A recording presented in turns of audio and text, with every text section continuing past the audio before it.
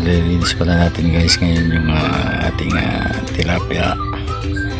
Yan po, pinatanggalan ko na pala ng bituka dun sa palengke para hindi naman masyadong maraming trabaho.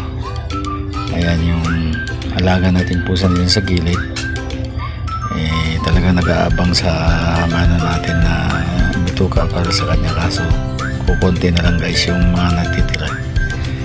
Kaya yung mga medyo may konti tira, yun lang ibibigay natin sa kanya.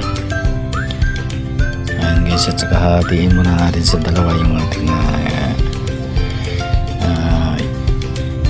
isda para umabot naman hanggang mamaya hapon yung natin ulam. Kasi pagka ganitong ganyang klaseng luto, marami tayong makakain yan, lalo na pagka